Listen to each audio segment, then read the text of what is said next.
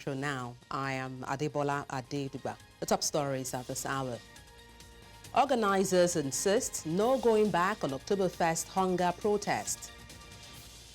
PDP prepares documents to challenge Edo governorship election result in court. 12 donations dead as boat capsizes off Jebba. And details shortly. Telling you that organizers of the Oktoberfest protests against hardship in the country have insisted they would proceed with the showdown despite kicks by the federal government and warning by the Nigerian police force. A former presidential candidate and activist who is one of the leaders of the planned Oktoberfest protest, Omoyele Sowore, gave an update on his social media platform X on Monday, insisting on the action and saying it will be held across the country. According to Sowore, the nationwide protest will be held at Eagle Square, Abuja, and will be peaceful. The activist further said hunger pangs have spread across the country, adding that Nigerians need to troop out nationwide in protest. In Lagos, the protest organizers plan to commence their march at APGA Underbridge at 7:30 a.m.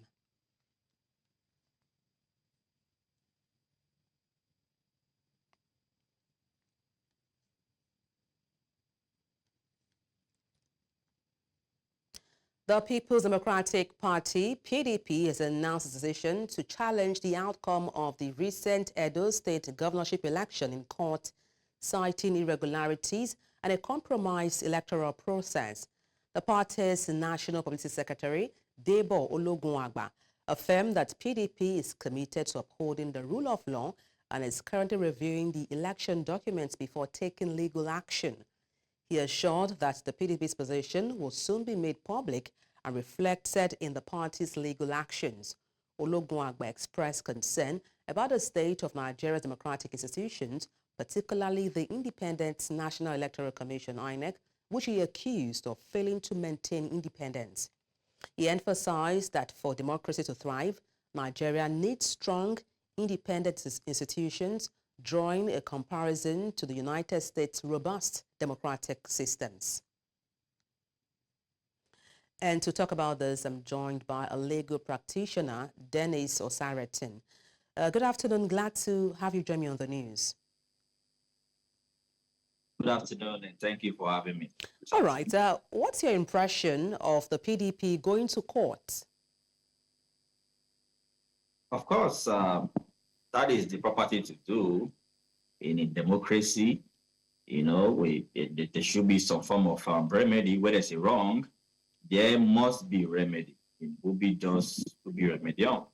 You know, in this instance, the PDP appears to be aggrieved, and the law has provided ample opportunity and remedies for them to ventilate their grievances. And I think they should be encouraged and applauded for taking that democratic path. Well, but then a lot of people are skeptical about the verdicts the courts will give. Do you think those are valid concerns? Yeah, of course. You know, those who are actually entertaining some doubts and fears, you know, may have some form of justification, you know, looking at the general happenstance, you know, looking at the general milieu that we find ourselves under this current APC administration. It's whereby something happens that is untoward, that appears to be, you know, standing logic on its head, and the next thing you will hear is that they'll tell you go to court, and then you can almost, you know, predetermine the outcome of a judicial process. That is very unfortunate.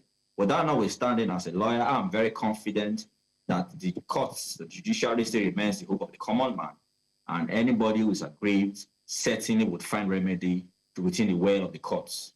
Now, still talking about the courts now, some have said that, you know, going forward, INEC shouldn't be too hasty in declaring results. Looking forward now, how can we avoid post-election litigations? Yes, so for me, INEC has, you know, some legal obligations, you know, to ensure that they deliver to Nigerians a free, fair, credible, and transparent elections.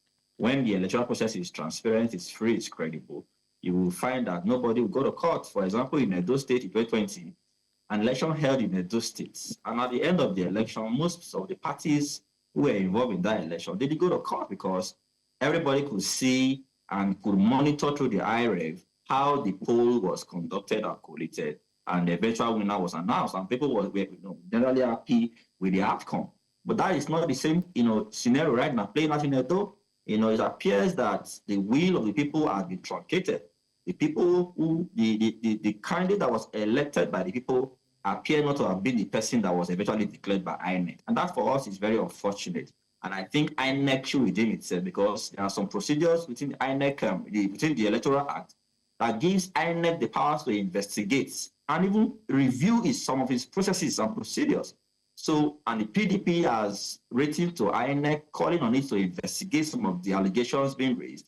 And it's only natural, it's only right, it's only justiciable that INEC should carry out that investigation and tell the people what exactly transpired on the 21st of September to give them some hope and sustain the confidence reposed in INEC. Until that is done, everybody will keep challenging, will keep crying to high heavens, calling out the brigandage that happened in Edo on 21st of September.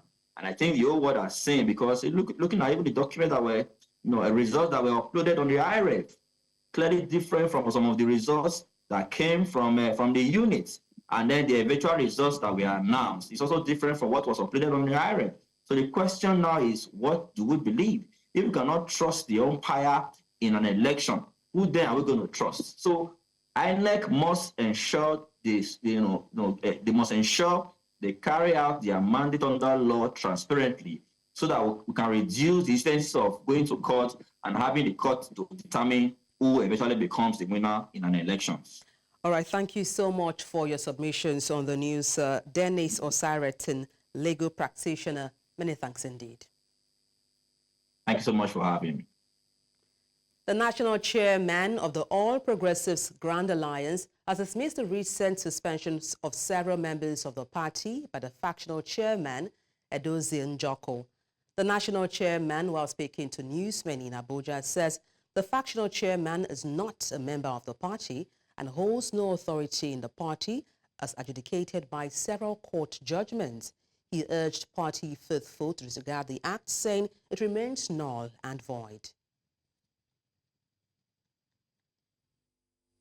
It is with deep regret that we witnessed the farcical and delusional antics of Chief Edozie Njoku yesterday, as he brazenly and mischievously claimed to have suspended esteemed members of the All Progressives Grand Alliance, APGA, including my humble self, Barrister Ifeatu Obi-Okoye, the state chairman of APGA in Anambra State, and Dr. Alex Obi-Obolu.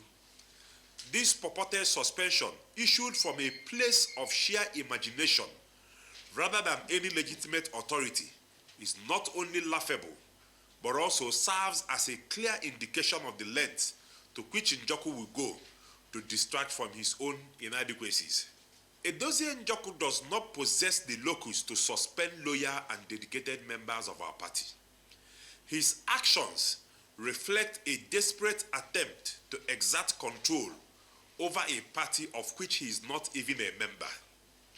By what right does a stranger seek to suspend the very architects of APGA's success?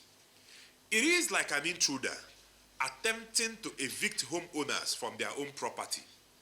Such audacity is not only unfounded, but also offensive to the integrity of our great party.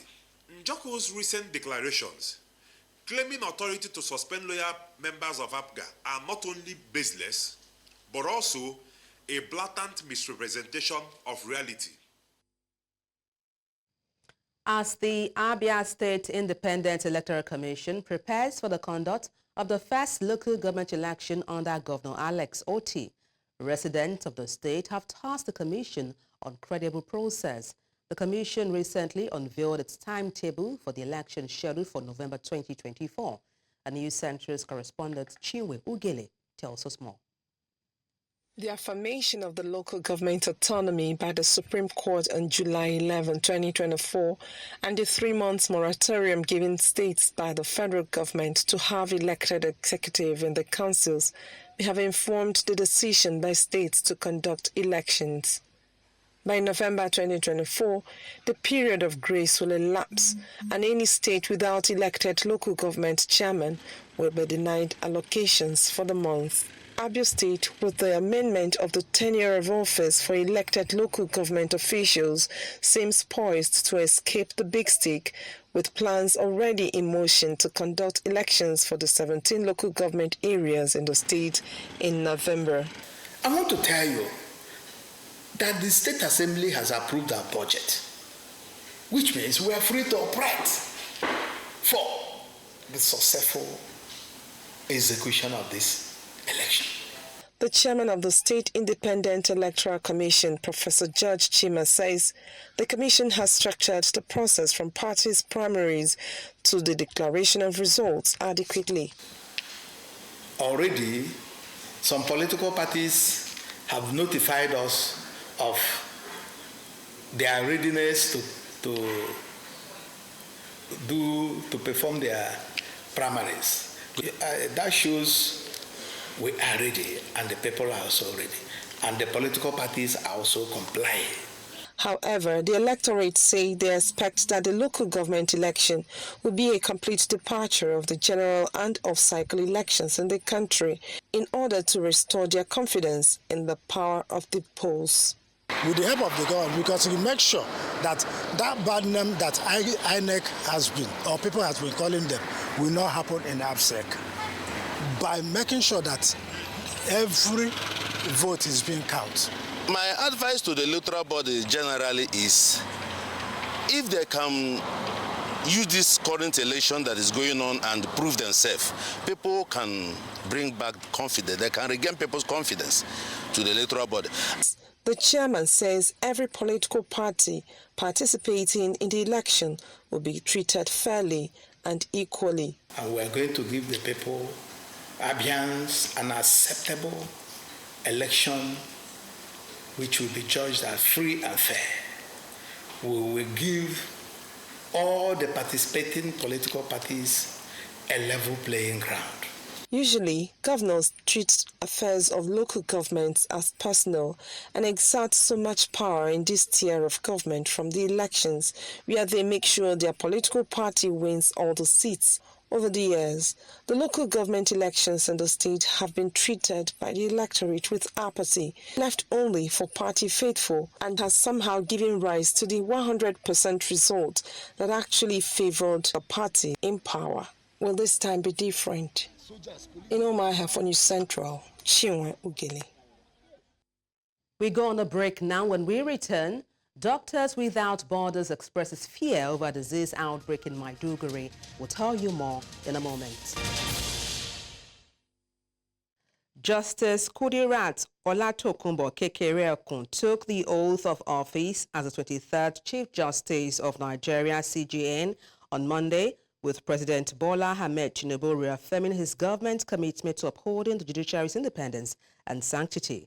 Justice Kekereokun, the second female CJN in Nigeria's history, was sworn in following her confirmation by the Senate. The ceremony occurred at the Council Chamber of the State House, Abuja. 4 former Chief Justices of the Federation, including the first female Justice, Aloma Mukhtar, the President of the Court of Appeal, and other heads of the judiciary divisions witnessed it. President Tinubu underscored the pivotal role of the judiciary in safeguarding Nigeria's constitutional democracy. Doctors Without Borders, MSF, is highly concerned about the significant risk of malaria and waterborne diseases, including cholera, following the recent severe flooding in Nigeria that swallowed vast parts of Maiduguri. And there is also a fear that this crisis could increase the levels of malnutrition in the area. MSF calls for urgent additional support, especially in terms of water, sanitation, and medical care, to protect people already heavily impacted by long-term insecurity and unprecedented levels of malnutrition. The severe flooding has impacted an estimated 400,000 people. In a bid to end the recurring ethnic and religious conflicts across several communities in Nigeria, the United Nations Women has called for more inclusion of women in peace-building processes of government. And this was during the inauguration of the 1,000 Peace Ambassadors of Nigeria, which took place in Abuja with the theme, Bridging the Gap for Humanity and Economic Investment in Nigeria. While several Nigerians who have contributed to peace initiatives were awarded, citizens were tasked to put humanity first, shun discrimination on ethnic and religious grounds, and promote peace among citizens.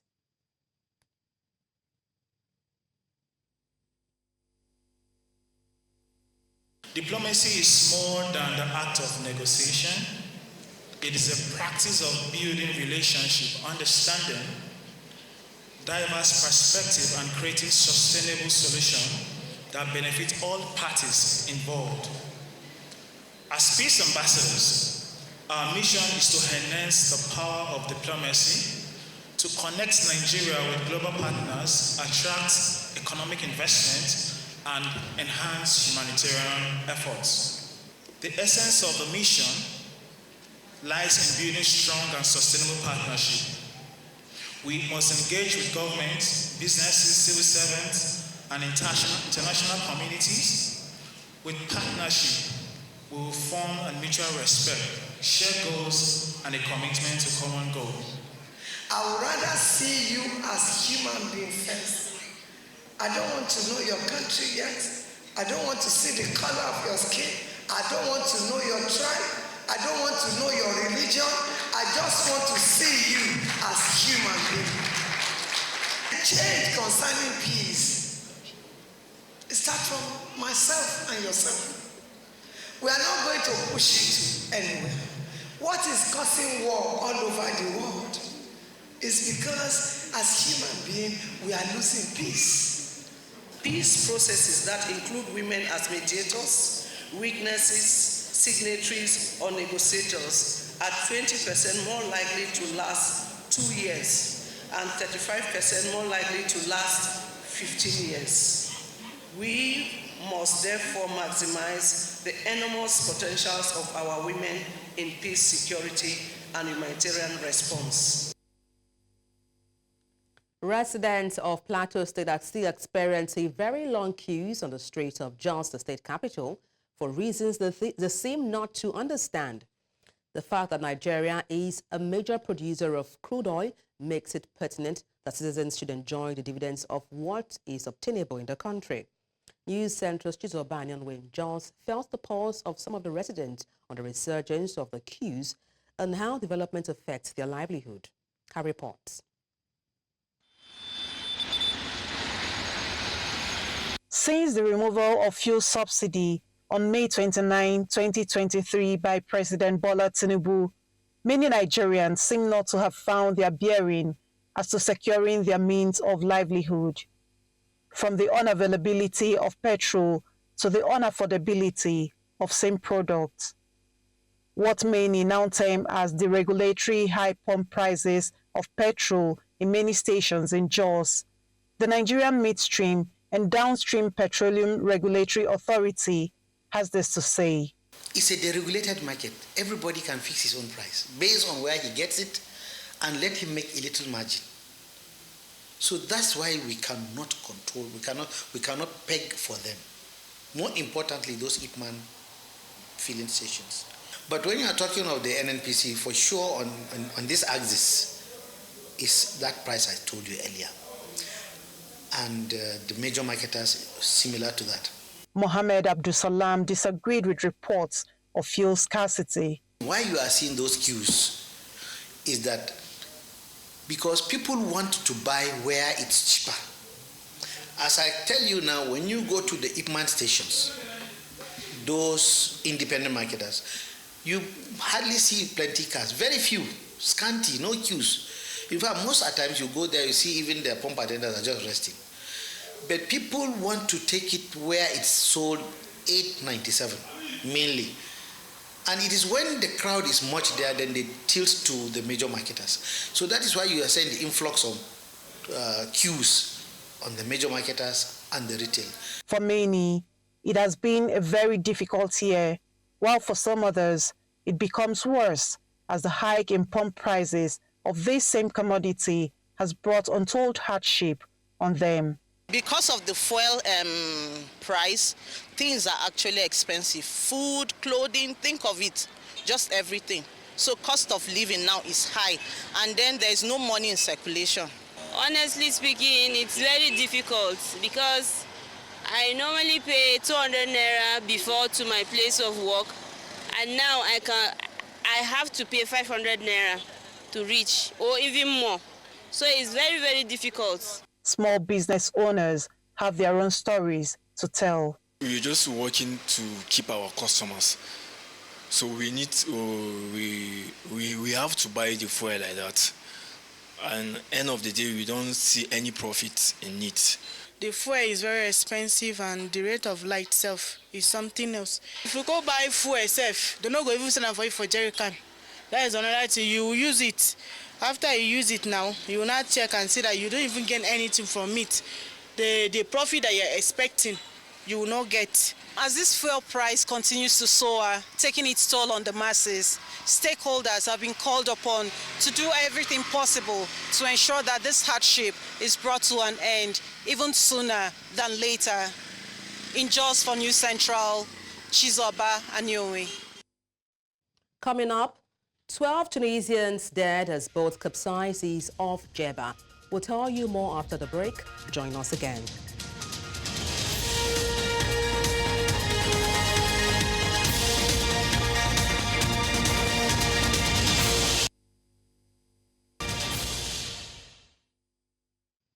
The news continues in West Africa, where 13 people, including 6 children, were killed in Guinea when a minibus in which they were traveling crashed and ended up in a river. The government said in a statement that the accident, which occurred near the locality of Kisidougou in the southwest of the country, also left many wounded and in the hospital. The driver is said to have been drowsy before the accident occurred. Road accidents are common in the West African country due to the state of the roads, old vehicles, and often reckless driving. Recent heavy rainfall has worsened conditions further in places. In East Africa, the United Arab Emirates reacted with outrage on Monday after the home of its ambassador in war-torn Sudan was attacked and badly damaged. The oil-rich Gulf state, which has repeatedly denied accusations of involvement in the war, blamed the Sudanese armed forces for the attack. Sudan's army denied carrying out the attack, insisting it does not target diplomatic missions. The army accuses the UAE of backing the paramilitary Rapid Support Forces, RSF, which it has been fighting since April 2023 in a war that has killed tens of thousands of people and ignited a dire humanitarian crisis. In South Africa, Dr. Dali Mwamba Kambaji with the international medical NGO Alima India Congo says almost 20% of Mpox patients are sex workers or those in contact with them.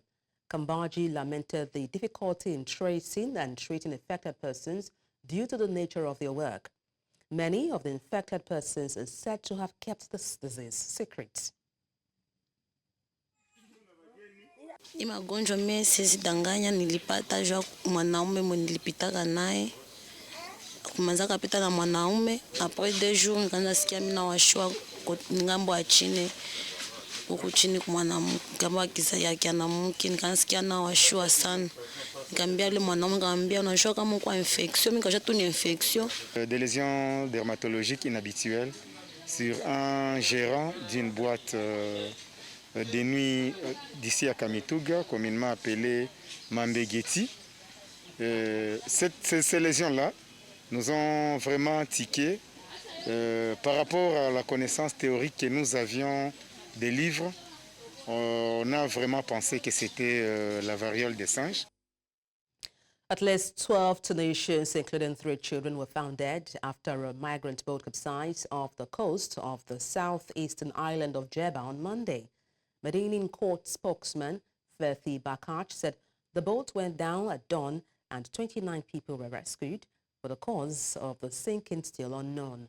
The Tunisian National Guard said it was alerted by 4 migrants who swam back ashore, adding that the boat reportedly had about 60 passengers on board. It remains unclear how many were still missing. The migrants had set sail from the peninsula of Ras Hachana in northern Jebba and were heading to the Italian island of Lampedusa. Still ahead, Iran says it will not send forces to confront Israel. We'll tell you more after the break. Join us again.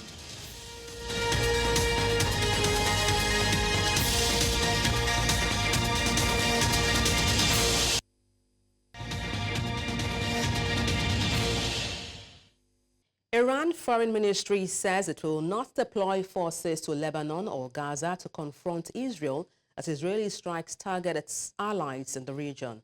According to the Foreign Ministry spokesman, Nasser Kanami, Lebanon and Palestine have the capabilities and strength to defend themselves against what he termed aggression. Israel has in recent days been mounting heavy airstrikes in Lebanon against the so-called Axis of Resistance, a network of Iran-aligned militant groups in the region, including in Syria, Yemen, and Iraq. دولت‌ها و کشورها و ملت‌های منطقه از جمله در لبنان و در فلسطین از توانایی و اقتدار لازم برای دفاع از خود در مقابل تجاوزگری رژیم غاصب صهیونیستی برخوردار هستند و نیازی به اعزام نیروهای کمکی یا داوطلب جمهوری اسلامی ایران نیست. درخواستی هم در این زمینه ما از هیچ طرفی نداشتیم، بلکه بالعکس ما اطلاع داریم و اطمینان داریم که آنها نیاز به کمک‌های انسانی ما از این دست ندارد. هیچ یک از اقدامات تجاوزکارانه رژیم غاصب صهیونیستی در ارتباط با اهداف مرتبط با جمهوری اسلامی ایران رو بدون پاسخ نخواهد گذاشت و رژیم غاصب صهیونیستی برای جنایاتی که در حق ملت ایران، در حق محور مقاومت و در حق اتباع و شهروندان و نظامیان ایرانی مرتکب شده بدون توبیخ و بدون در واقع تنبیه حتما عرض به خدمت شما. For more on this, we have our chief international correspondent, Afia Hagen. Afia, tell us what's the latest from Lebanon.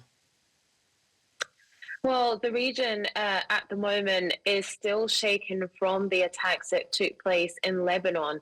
And the reason why it is so shaken by those attacks is because they are in central Lebanon rather than just the fringes of Beirut, so to speak, and so really hitting civilian targets. Of course, Israel is saying that they are still taking out Hezbollah and their commanders and the people that work for them, but lots of civilian targets as well. Now, the Hezbollah deputy chief, Naim Qasim, who was speaking earlier on today, says that Hezbollah is ready for any offensive, and that is a ground offensive, including also, now, as he was speaking, the Israeli Defense Minister, Yoav Gallant, was meeting troops in northern Israel.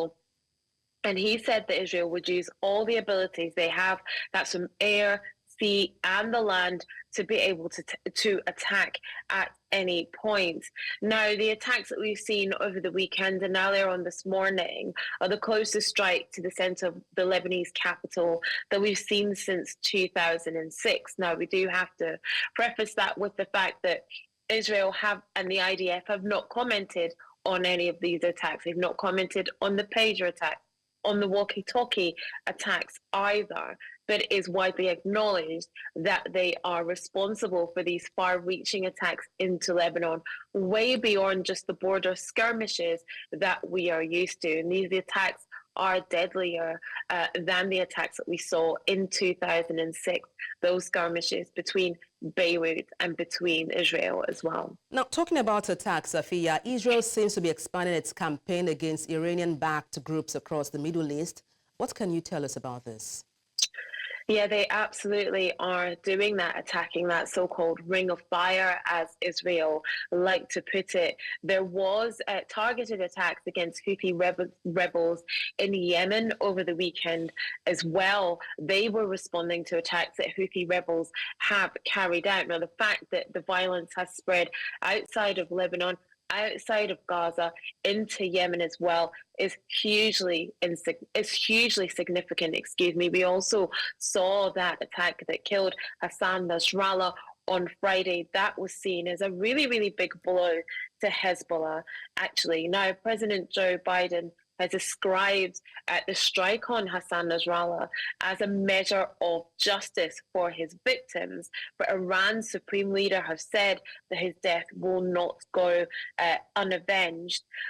The cross-border attacks between Israel and Hezbollah in Lebanon, as well as Israel and Yemen, are showing that the violence in the region beyond these border skirmishes that we're used to is spreading and is getting more deadly. And it's significant, actually, that Yemen has been attacked over this weekend as well, at the same time, at the same sort of period that we saw the death of Nasran Hazala.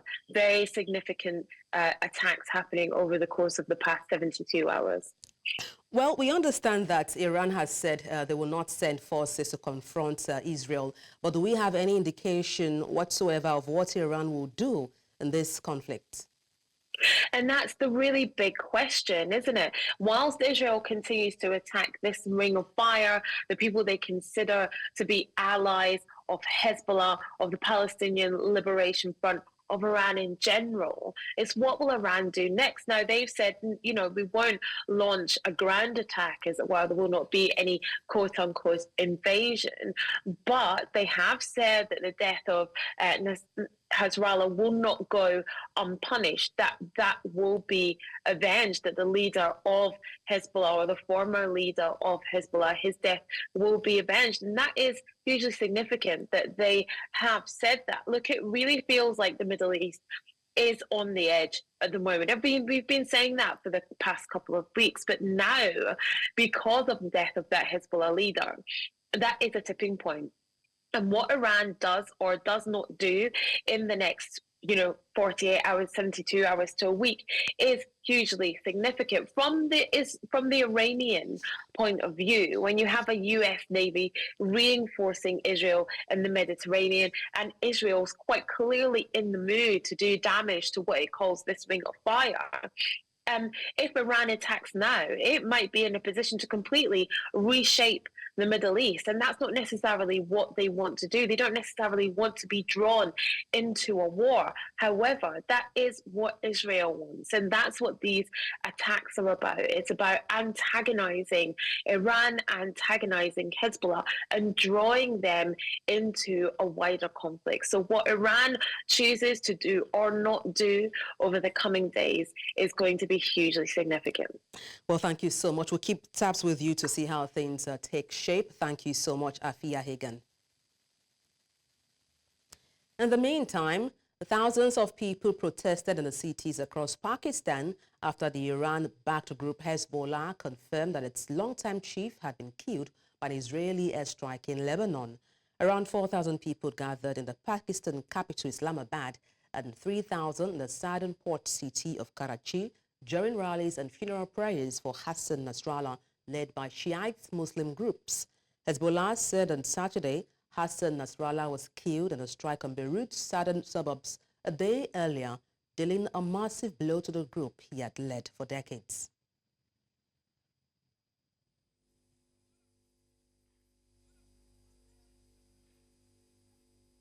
और हम ये बताना चाहते हैं कि एक Nasrallah के जाने से कुछ नहीं होगा। हम सब नसरुल्लाह हैं, हम सब नसरुल्लाह की आवाज़ हैं और हम सब हसन नसरुल्लाह का पैगाम हैं। जो परचम उसने हमें दिया है हमने उठाया। यही वजह है कि आज शिया सुन्नी सब मिलकर रोडों पर आए हैं। हम पुरअमन हैं, हमारे साथ ख़वातीन हैं, बच्चे हैं, बुजुर्ग हैं, उलमा हैं। बस इस बिना पर लाजिम व ज़रूरी है कि हम इस आवाज़ एहतजाज को बुलंद करें और उन अफराद तक पहुँचाएँ कि जो इस जुल्म के बानी हैं, यानी अमरीका जो उम्मुल ख़बाइस है, जो तमाम बुराइयों फसाद। U.S. President Joe Biden on Sunday approved $567 million in defense assistance for Taiwan, the White House said, as China ramps up political and military pressure on the self-ruled island. It did not give details of the package, which is nearly twice the size of $345 million in defense support approved in July last year. The United States in April this year approved billions in military aid for Taiwan in the face of an increasingly assertive China. Asked about the new defense assistance on Monday, China's foreign ministry warned the U.S. that arming Taiwan would backfire. Spokesman Lin Jian said Beijing urged Washington to stop arming Taiwan in any form. He asked that the U.S. insistence in supporting Taiwan independence with weapons will only backfire and lead to self-inflicted consequences.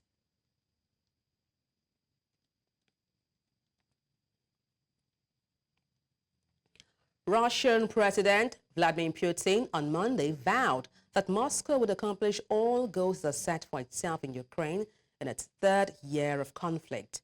Putin said this in a video message released to mark the second anniversary of what Russia calls Reunification Day, when Moscow annexed 4 Ukrainian regions.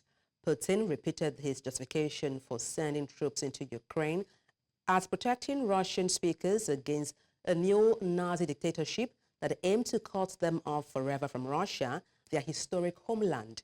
He also slammed Western allies who turned Ukraine into their colony, a military base aimed at Russia, and who fanned hate, radical nationalism, hostility to everything Russian. Знали, в каких невыносимых условиях постоянных обстрелов, блокады, долгих 8 лет жил Донбасс. Каким притеснением подвергались жители Новороссии. Они выступили против вооруженного государственного переворота в Киеве. Дали отпор неонацистской диктатуре, которая хотела навсегда оторвать их от исторической родины, от России, которые за это время превратили Украину в свою колонию, в военный плацдарм, нацеленный на Россию. Они планомерно насаждали ненависть и радикальный национализм, разжигали вражду ко всему русскому, поставляли оружие, направляли наемников и советников, готовили украинскую армию к новой войне. Сегодня все вместе мы отстаиваем безопасное, благополучное будущее для наших детей и внуков. Нашу общую судьбу, память о достижениях и победах великих предков. Верность их традициям и заветам.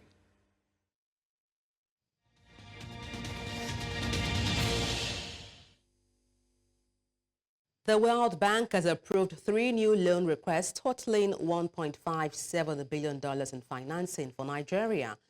According to a statement released on Monday, the approval is to support the federal government in strengthening human capital through better health for women, children, and adolescents.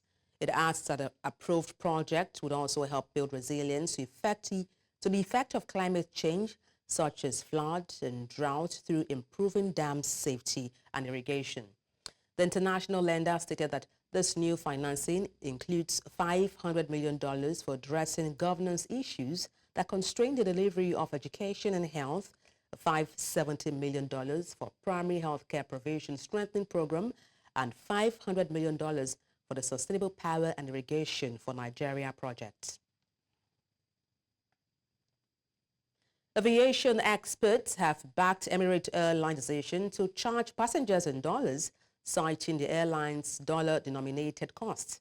A member of the Aviation Roundtable, Olumide Onwayo, said the inconsistency in Nigeria's aviation policy and airlines having to pay for services in dollars has made it difficult to enforce naira pricing. Onwayo explained that airlines have suffered losses due to the exchange rate fluctuation and trapped funds.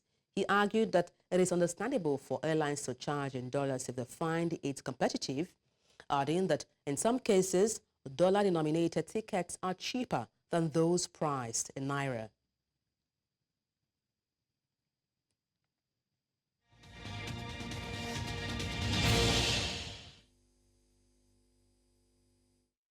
In sports, head coach Bankole Olowokere has announced the 21-woman roster for Nigeria's Flamingos ahead of the FIFA Under-17 Women's World Cup in Dominican Republic. Now, key players include captain Taiwo Afolabi and prolific forward Harmony Chidi, who scored 13 of the team's 25 goals during the qualifying series. Afolabi will lead the midfield alongside Fadirat Abdulwahab, Shakirat Moshood, and Ayomide Rotimi. Christiana Uzoma is set as a first-choice goalkeeper, with Sylvia Echefu and Elizabeth Boniface as backups.